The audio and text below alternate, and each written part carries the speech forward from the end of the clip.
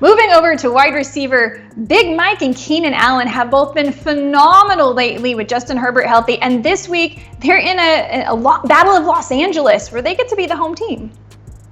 Yeah, what's going on with Justin Herbert, by the way? If that's not proof that a quarterback can stink and his wide receivers can still put up good numbers, I don't know what is. But yeah, the Rams are very bad against perimeter receivers. I know Jalen Ramsey is considered one of the top cover corners in the National Football League, but overall the Rams have given up the second most catches and the third most points to the perimeter.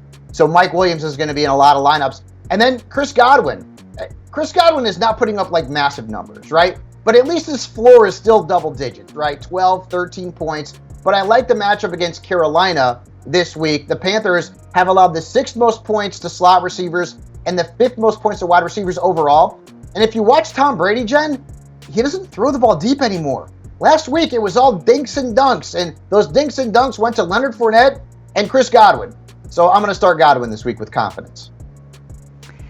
You don't like the way things are going for Trace McSorley in Arizona is my guess here, because you got Marquise Brown on the sit list. And also, though we do like Brock Purdy as a potential waiver wire add, you're not super high on Brandon Ayuk this week. And we'll start with Hollywood. And I had him as a sit last week. He's playing with a third-string quarterback. I just, listen, Trace McSorley, I'm sure, is a wonderful human being. He's just not a great NFL quarterback, and he doesn't throw the ball downfield very much. So you can't trust Hollywood Brown in the championship week. And Atlanta, believe it or not, no touchdowns and the fewest fantasy points allowed to perimeter receivers since week 13. So they stepped it up a little bit. And then you mentioned Brandon Ayuk. I understand people are going to have to play him. But his numbers haven't been great lately, right? Single-digit fantasy points in 2 of his last 4 games.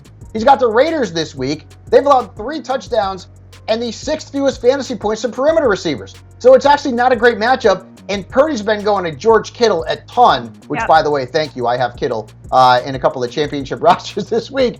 So Ayuk is more of a risk, even with Deebo Samuel still banged up.